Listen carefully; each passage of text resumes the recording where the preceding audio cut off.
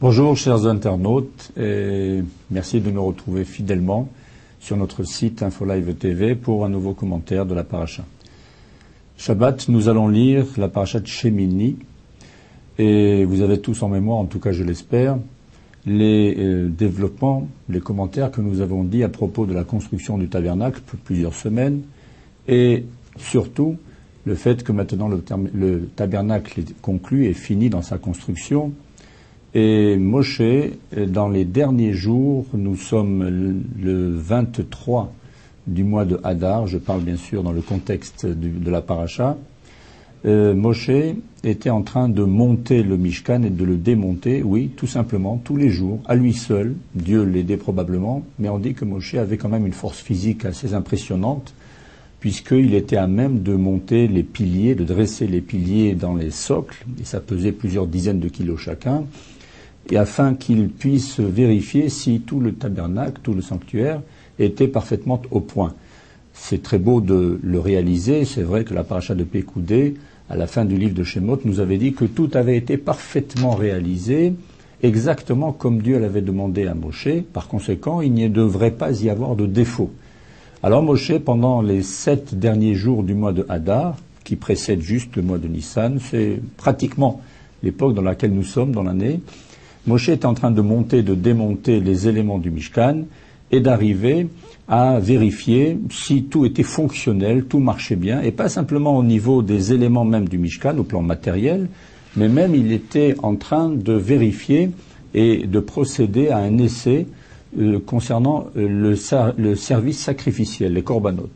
Tous les jours, je dis bien tous les jours, pendant 7 jours, du matin au soir, Moshe était sur place, il montait le Mishkan le matin, très tôt, il procédait à tous les sacrifices perpétuels, quotidiens, et le soir, il démontait le Mishkan, très tard dans la nuit, pour recommencer exactement la même chose le lendemain matin, très tôt. Alors ceci pendant 7 jours, les bénis Israël étaient amassés autour du Mishkan pour voir ce qui se passait. C'était quand même impressionnant de voir Moshe seul et personne n'avait le droit d'approcher trop. Et voir Moshe s'affairer à monter, à démonter le Mishkan. Aaron, son frère, qui n'était pas encore investi officiellement dans ses fonctions, ses fils, étaient là à observer. Et on dit qu'ils chômeraient Mishmeret Hamikdash, c'est-à-dire ils gardaient, ils étaient un peu les gardiens du lieu saint, du sanctuaire, notamment pendant la nuit, une fois que Moshe avait démonté l'ensemble du Mishkan, pour que le lendemain matin, Moshe revenait, et probablement qu'il devait dormir très peu pendant cette période. Et voilà que nous sommes arrivés au Vayi Bayom Hashemini, le 8e jour. Et les commentaires disent, il ne s'agit pas d'un 8e jour par rapport au mois, par rapport je dirais, à un calendrier particulier, mais le 8e jour après que Moshe ait reçu l'ensemble du Mishkan. Pendant les 7 jours, il avait fait les essais nécessaires, et maintenant nous sommes le 8e jour, Bayom Hashemini, et nos sages nous disent que ce 8e jour, c'était Rosh Chodesh Nissan, le premier jour du mois de Nissan, ça veut dire pratiquement dans une semaine à peu près. Et là, il va se passer des événements extrêmement importants. Vous savez, tout n'est pas de construire une maison, encore faut-il l'habiter et lui donner une âme. Et c'est exactement ce qui va se passer, ce fameux 8e jour qui était le premier jour du mois de Nissan. Nous sommes la 2e année après la sortie d'Égypte.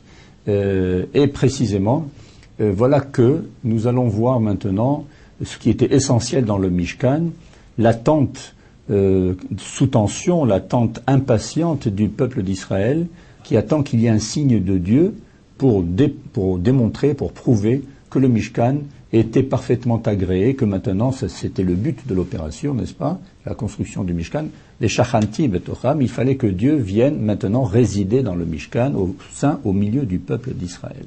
Alors ce 8e jour, c'était un jour particulier, très grande joie, très grande tension, on le comprend, très grande impatience au niveau de tout le peuple. Imaginez-vous le peuple tout entier qui est là, massé autour du Mishkan. Moshe a ferré le 8e jour à nouveau à monter le Mishkan, à le construire, mais cette fois-ci, il va se passer quelque chose. Il va procéder d'abord à la construction du Mishkan, comme on vient de le dire. Il va demander à son frère Aaron de le rejoindre à l'intérieur de la cour du tabernacle, et là, il va demander à Aaron de procéder au sacrifice nécessaire de ce jour-là. Il y avait un sacrifice perpétuel qu'on appelait le Korban Tamid, qui était offert tous les matins et tous les après-midi, en fin d'après-midi. Et là, donc, il va procéder à ce sacrifice. Il va notamment offrir une rola, un holocauste, un animal, sur l'autel consacré au sacrifice.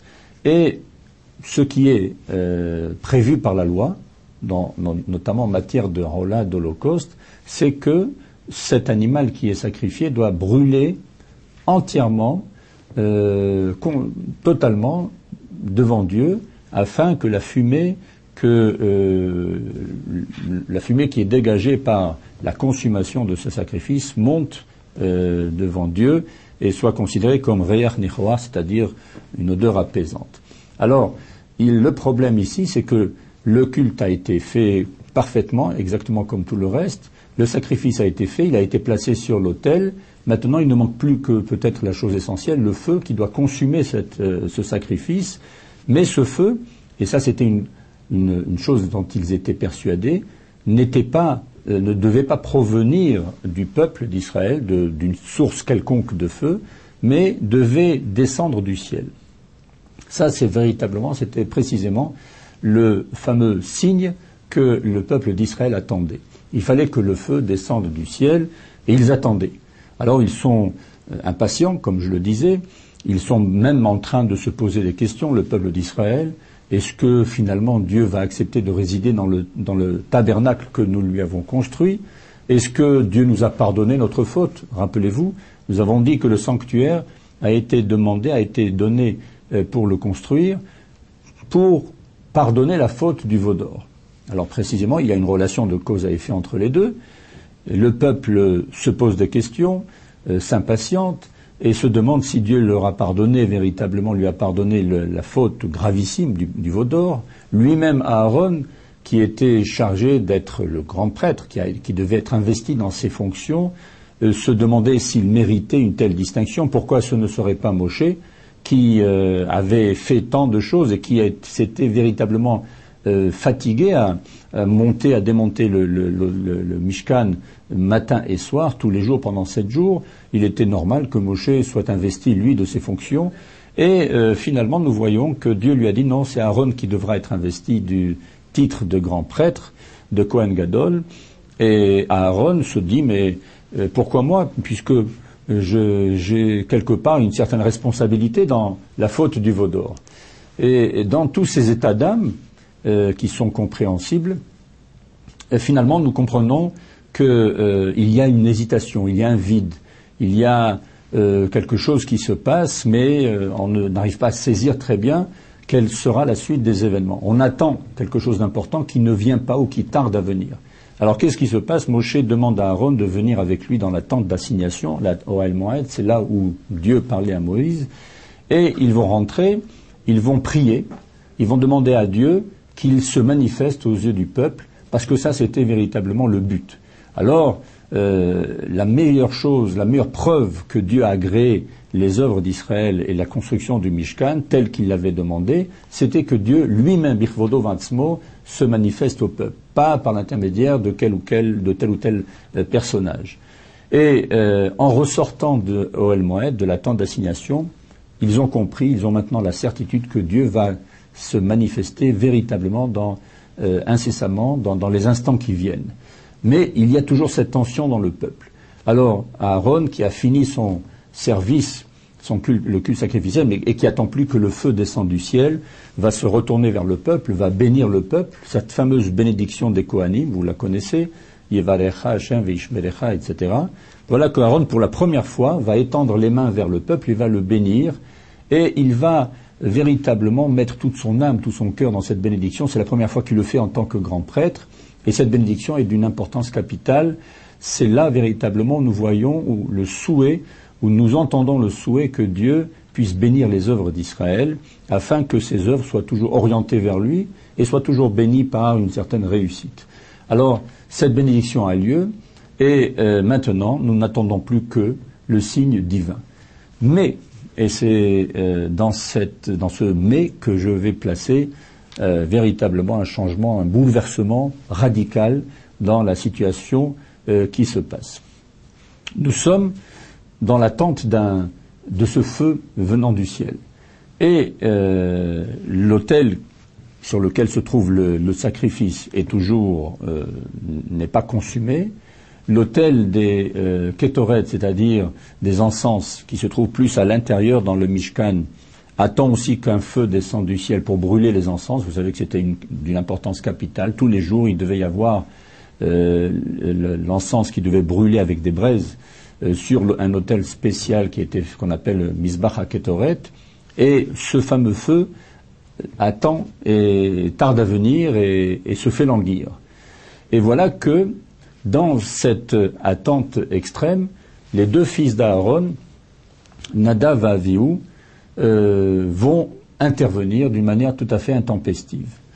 Là, je dois vous expliquer qu'il y a une sorte de décalage total entre la réjouissance, la liesse extraordinaire qui va saisir le peuple au moment de l'inauguration du Mishkan, puisque c'est de cela qu'il s'agit, le premier jour du mois de Nissan, donc le 8e jour après que le Mishkan ait été présenté à Moshe.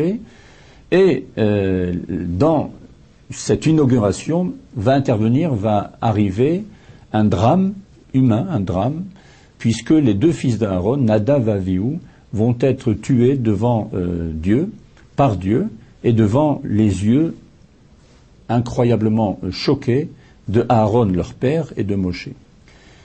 Alors, je vous narre les événements et le processus, disons, le cours des événements tel qu'il s'est passé ce fameux 8e jour, et vous comprendrez pourquoi il est dit Vaï Bayom Hashemini avec l'article défini pour désigner ce jour d'une manière très très particulière, à la fois avec une pierre blanche pour dire que c'est ce jour-là que le Mishkan a été inauguré, mais à la fois par une pierre noire. C'est là que les deux fils de Aaron, Nadav et Avihu, qui étaient l'aîné et le second, vont mourir.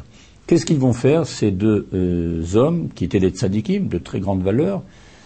Ils vont tout simplement ne pas attendre que le feu descende du ciel. Ils vont aller chacun dans sa tente, prendre des braises qui se trouvent dans leur propre fourneau domestique, avec une pelle, et ils vont revenir en courant, ils vont fendre la foule, qui est là massée en attendant de voir ce qui va se passer.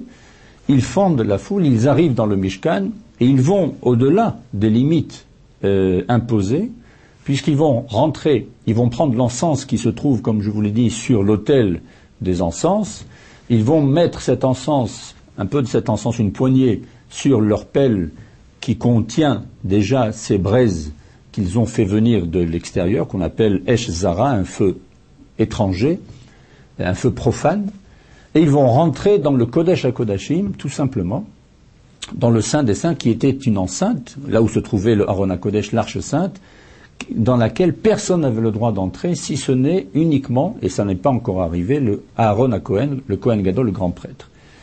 Et ils vont rentrer d'une manière quand même assez arrogante et forte, déposer cette pelle qui contient les encens, qui dégage donc l'encens.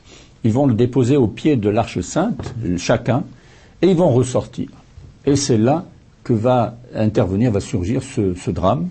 Un feu, finalement, le feu tant attendu, va descendre du ciel. En fait, il va surgir du milieu de l'espace qui se trouve dans le Kodesh HaKodashim, dans le Saint des Saints, qui est séparé des yeux de la vue de l'extérieur par un rideau, ce qu'on appelle par rochet, cette tenture qui était là pour ne pas voir ce qui se trouvait à l'intérieur. Et là, ce feu va sortir, va surgir, mais ça va se passer en quelques secondes, du milieu de cet espace, va brûler l'encens qui se trouve sur le Mizbach HaKetoret, c'est-à-dire l'autel des encens, puisque, rappelez-vous, l'encens était là et attendait que l'on puisse mettre des braises, va brûler cet encens. Ensuite, ce feu va continuer, on va imaginer ça comme une sorte de flamme puissante, va brûler les deux fils d'Aaron qui sont là devant, Nadav et Avihu. On dit le feu va rentrer à l'intérieur, ils vont pas brûler comme ça se passerait sur un bûcher, pas du tout, ils vont brûler de l'intérieur. Ça veut dire que leur corps va être intact, mais à l'intérieur va être brûlé, ce qui va les tuer. le feu va continuer sa course et va aller brûler le second autel, l'autel qu'on appelle Mizbach Haolah, qui est beaucoup plus monumental à l'extérieur, et c'est celui qui était vu par toute la foule des bénis Israël. Il va brûler l'Holocauste, l'animal qui était là et qui attendait d'être brûlé, avec toutes les graisses et tout ce qui se trouvait sur cet autel. Et quand, imaginez-vous donc la scène, à l'extérieur, toute la foule des bénis Israël est là, massée autour de cet autel, et quand cette foule va voir le feu arriver et brûler, consumer d'une manière extraordinairement puissante le Mizbeach, l'autel et bien sûr l'Holocauste, alors ils vont hurler, ils vont clamer leur joie, il va y avoir un hurrah, si on peut dire, pour exprimer cette liesse extraordinaire et voir de leurs propres yeux que voilà, Dieu a donc accepté leurs œuvres et la construction du Mishkan, et maintenant, pour la première fois, un feu est descendu du ciel et a consumé, ce qu'ils attendaient depuis déjà longtemps, a consumé ce sacrifice. Mais ils ne voyaient pas, ils ne savaient pas ce qui s'était passé à l'intérieur, puisque c'était caché par ces différents rideaux, c'était caché de la vue de ceux qui étaient à l'extérieur, notamment la mort de Nadav Avihu, qui se trouvait juste devant la parochette du Kodesh à Kodashim. Ils ne le savaient pas.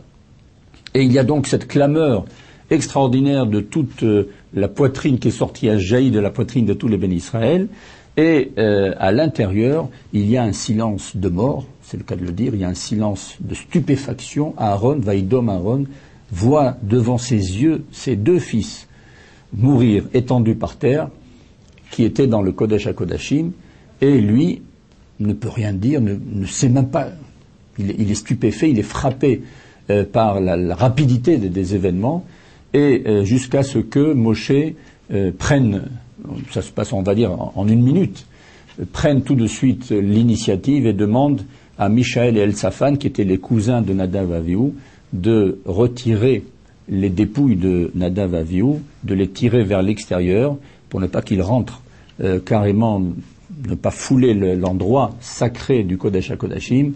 Et voilà que les deux fils de Aaron ont été tués dans un moment de très grande joie, de très grande réjouissance, de liesse générale. Il y a eu cette tâche qui s'est produite. Alors maintenant, mon propos sera très rapidement de comprendre qu'est-ce qui leur est passé par la tête, Nadav Avihu, pour agir de la sorte. Je vous ai expliqué le contexte dans lequel toutes les choses se sont passées. Finalement, maintenant, l'inauguration, elle a été effective, l'inauguration du Mishkan. Les 12 princes, ce qu'on appelle les Nessi'im, les 12 chefs des 12 tribus d'Israël, vont apporter chacun à son tour une offrande qui était d'ailleurs, toutes les offrandes étaient équivalentes pour ne pas que l'on montre qu'il y a une tribu plus importante qu'une autre. Les offrandes vont être apportées dans le Mishkan. C'était essentiellement des sacrifices pour participer chacun précisément à l'inauguration du Mishkan. Mais avant que tout cela ne se passe, il y a cet épisode dramatique qui s'est produit.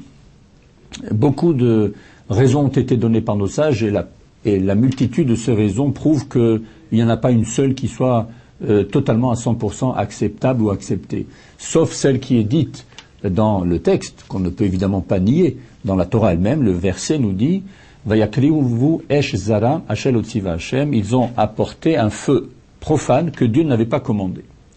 Et je pense que dans cette réponse, il y a tous les éléments qui nous permettent de comprendre plus ou moins ce qui s'était réellement passé. Que Dieu n'avait pas demandé.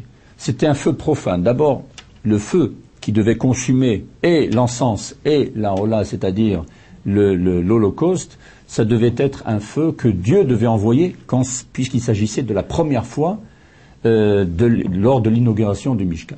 Et pour la première fois, il fallait qu'il y ait quelque chose de fort, un message fort qui frappe l'imagination d'Israël et qui affirme d'une manière indiscutable que Dieu, c'est lui qui a donné cette impulsion de départ. Une fois que l'homme a fait ce qui lui revenait à faire, c'est maintenant à Dieu d'aller dans son sens, dans sa direction. Et ça, c'est un pas qu'on ne doit absolument pas remplacer par une quelconque démarche. Il faut que ce soit Dieu lui-même qui descende et qui se manifeste avec, physiquement parlant, je parle matériellement, il fallait que Dieu se manifeste en brûlant par un feu providentiel cet encens et cet holocauste. Ils ne l'ont pas attendu par impatience. Ils ont apporté un feu profane, ça veut dire de leur propre réchaud, et ils ont brûlé l'encens en déposant cette pelle contenant l'encens et les braises devant Dieu dans le Kodesh HaKodashim. Deuxièmement, il est dit dans le verset Asher lo tziva Hashem. Dieu ne l'avait pas commandé. Ça veut dire que Dieu quelquefois refuse le zèle ou l'excès de zèle. Lorsque l'homme doit agir, Dieu le lui demande. Et il doit agir dans le cadre, dans les dimensions, dans les limites de ce que Dieu attend de lui. Lorsque l'homme prend des initiatives un peu intempestives, des décisions et franchit des pas que Dieu ne souhaite pas, ça veut dire qu'il le mène au-delà des limites que Dieu a lui-même imposées. Là, les choses ne sont pas du tout acceptées. Dans la tradition juive, le zèle n'est pas toujours de mise. Il ne faut pas croire que celui qui fait plus que ce qu'on lui demande, il a plus de mérite que celui qui accomplit exactement ce qu'on attend de lui. Il y a d'ailleurs un pitgam, une phrase de nos sages qui nous dit « Gadol metzuve ve'ose, mimi she'eno metzuve ve'ose ». Celui qui est astreint à une obligation religieuse, il a plus de mérite, et qui accomplit cette obligation, a plus de mérite que celui qui n'a pas cette obligation, mais qui l'accomplit quand même. Parce que il le fait par zèle, par motivation personnelle, mais ce n'est pas ce que Dieu lui a demandé. Dieu a demandé à certains de faire certaines choses, c'est à ceux-là d'agir, d'accomplir, mais pas à d'autres qui ne doivent pas le faire. Je prends un cas très peut-être général. Lorsque un certain nombre d'obligations religieuses qu'on appelle des mitzvot ne concernent pas les femmes, lorsque les femmes les accomplissent, elles ne sont pas dans le cadre de ces obligations, donc elles le font d'une manière qui n'est pas souhaitée ou souhaitable pour Dieu. Elles le font, ça ne leur donne pas plus de mérite. Il vaut beaucoup mieux pour une femme, par exemple, d'agir et de faire ce que Dieu attend d'elle, allumer les nérodes de Shabbat, les lois concernant la pureté conjugale, etc., etc., et de les faire bien, plutôt que d'accomplir des commandements religieux qui ne les concernent pas, mais qui concernent les hommes et non pas les femmes. Alors, c'est dans ce contexte que nous pouvons dire que les fils de Aaron, Nadav et Avihu, ont agi au-delà des limites. Ils ont, physiquement parlant, ils sont rentrés à l'intérieur du Kodesh HaKodashim, donc ils ont dépassé les limites, la ligne rouge que Dieu avait imposée, parce qu'elle ne pouvait être franchie que par Aaron à Cohen, et non pas par quelqu'un d'autre. Et c'est dans cet excès de zèle, cet excès de volonté et d'enthousiasme, puisque probablement ils avaient ressenti une immense joie ce jour de l'inauguration du Mishkan où Dieu s'était manifesté au peuple, et ils ont ressenti cette joie qui les a emportés dans un élan mystique qui a dépassé de très loin ce qu'ils auraient dû respecter comme limite. Et voilà pourquoi Dieu a sanctionné.